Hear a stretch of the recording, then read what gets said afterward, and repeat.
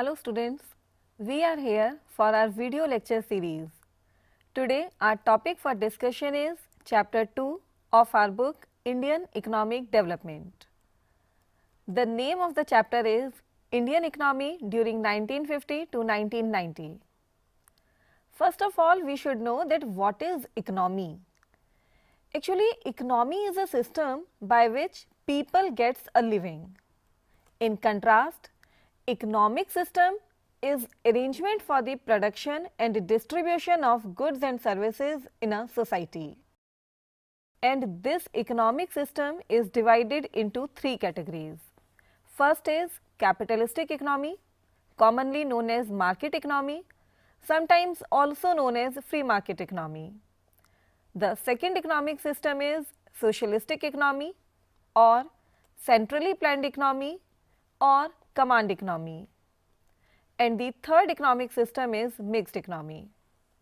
Let's start our chapter with the understanding of all these three types of economies. Firstly, the capitalistic economy. Capitalistic economy is one where all factors of production, that is land, labor, capital and entrepreneur, are owned and controlled by private individuals.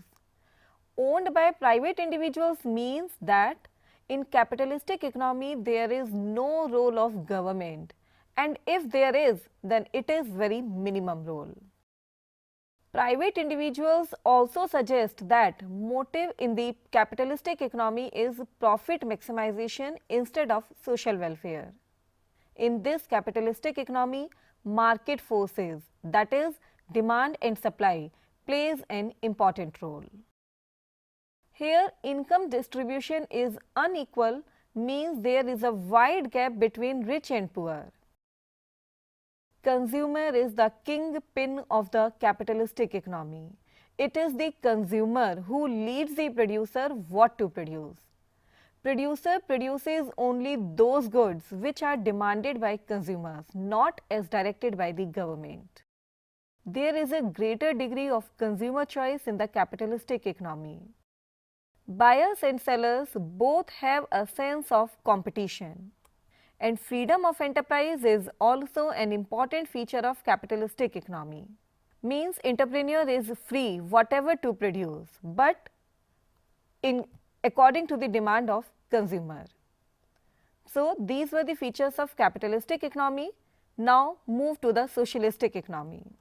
Socialistic economy has features entirely different from capitalistic economy in the sense that here factors of production, land, labor, capital are owned and controlled by the whole community represented by the state, whereas in capitalistic economy these factors of production were owned and controlled by the private individuals. In socialistic economy, government plays a major role in the socialistic economy. It is government who is the kingpin in the socialistic economy. Therefore, motive here is also social welfare instead of profit maximization, as was in the case of capitalistic economy. Due to the motive of social welfare, here income distribution is relatively equal. That is, there is no gap between rich and poor. Role of market forces, that is the role of demand and supply or price mechanism, is little in the socialistic economy. There is no freedom of choice to the consumer and no choice of enterprise to the firm, because everything is decided by government. But freedom from hunger is guaranteed in this economy. Choice of occupation, that is what to produce by the producer, is determined by some authority on the basis of certain socio-economic goals before the nation, not on the basis of demand made by consumers as in the capitalistic economy. So students, these were the features of socialistic economy. Now the turn of mixed economy. Mixed economy is one which has the features of both capitalistic and socialistic economy. That is, an economy which has both private sector and public sector, where factors of production are partly owned by private individuals and partly owned by government. That economy is known as mixed economy. Now, can you tell what is the nature of Indian economy, whether it is capitalistic economy, socialistic economy or mixed economy? Surely, India has private sector and public sector both. Therefore, undoubtedly, it can be said that India is purely a mixed economy. After discussing economy and its types, our next topic to discuss in this chapter is the 5-year plans of India and its goal. We also study the development policies in different sectors like agriculture, industry and trade from 1950 to 1990 in this chapter. So, let's understand the concept of plan and economic planning. First of all, we should know what is plan. What is the importance of plan? Why plan is necessary? A plan means how the resources should be put to their efficient use. In our day-to-day life also, we make plan for everything. Plan means general goal as well as specific goals to be achieved within a specific period. In India, plans are made for a period of 5 years, generally termed as 5-year plan. India also makes plan to be achieved over a period of 20 years. This 20-year plan, this long-term plan is called as perspective plan. But you should know, these 5 years plan provide basis to the long-term perspective plans. The objective behind long-term perspective plan is 5 years plan. Different goals are set for different 5 years plan in India. There may be a goal of modernization of technology. If we modernize the technology, we have to remove the labor and have to adopt the machinery.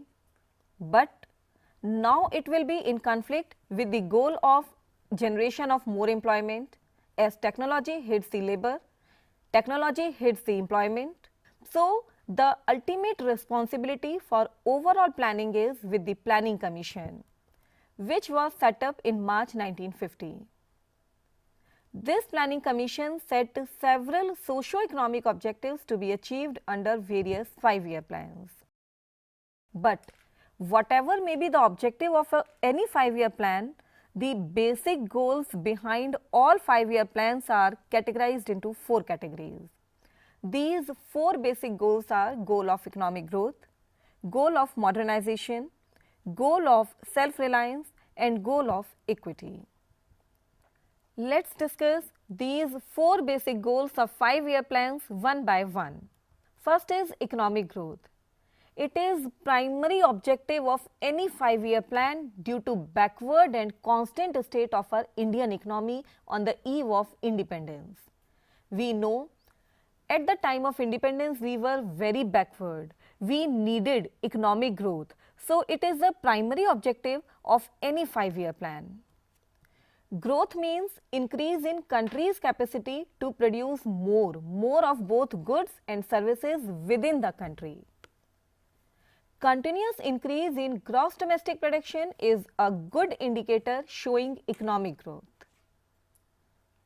Gross domestic production means market value of all the goods and services produced in the country during an accounting year.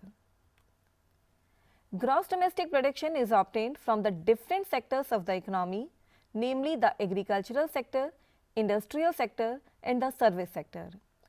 Simply we can say whatever we produce in our all the 3 sectors, whether production is in agricultural sector, whether production is in industrial sector and whether production is in service sector, whatever we produce in all these 3 sectors, actually we convert it into their monetary value. And the total of that monetary value is known as gross domestic production. And if our gross domestic production is increasing per year, we can say that we are going towards economic growth. Contribution made by each of these sectors makes up the structural composition of the economy. Apart from this, economic growth may also be in the form of a larger stock of productive capital or a larger size of supporting services like transport and banking, or it may be in the form of increasing efficiency of productive capital and services. If we want that people of India are to enjoy a more rich and varied life, then it is necessary to produce more of both goods and services, that is to increase economic growth. Now, our second goal of 5-year plan is modernization.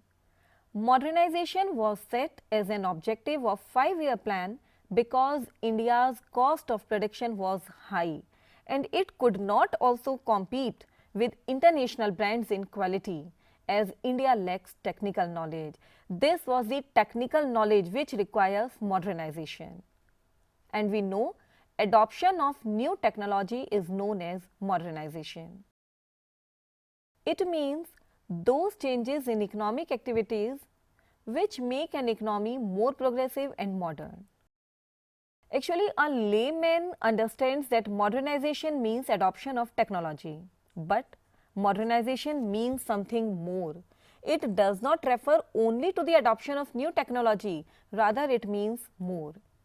Modernization also means changes in our social outlook. It means changes in our cultural outlook, such as we should give importance to women also. We should recognize that women should have the same rights as men. A modern society uses the talents of women in the workplace, like in banks, school, etc. And such a society which uses the talent of women is considered as more prosperous and modern. Now, the third goal of every 5-year plan is self-reliance. Self-reliance means independent of others. It means not depending on external help. It means self-reliance helps in reducing the interference of foreign countries in providing us food supplies, capital investment and debts. The first 7 5-year plans gave importance to self-reliance, which means first 7-year plans focuses on avoiding import of those goods which could be produced in India itself. Fourth goal of every 5-year plan is equity. Equity refers to equality.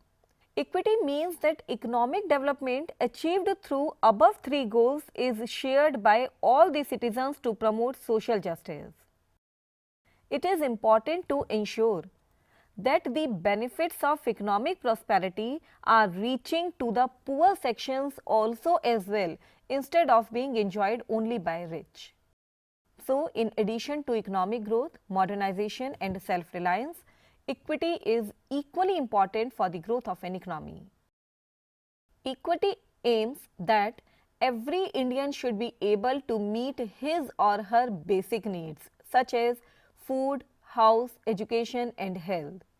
Students, don't forget, education and health are also our basic needs. It was the early time when basic needs were considered only 3, that were food, clothes and house. But in today's world, education and health are also our basic needs. Equity also aims at reducing inequality in the distribution of wealth. So, all this was about goals of 5-year plans. This all was for today. Let's revise what we have done today. We started our chapter with the term economy. Simultaneously, we compared the economy with the term economic system. Then we discussed 3 types of economic systems, namely capitalistic economy, socialistic economy and mixed economy. Next, we discussed the term plan and importance of plan. And lastly, today we did 4 basic objectives behind each 5-year plan, namely basic goal of economic growth, basic goal of self-reliance, basic goal of modernization and basic goal of equity. The rest we will do in our next lecture. Thanks for today.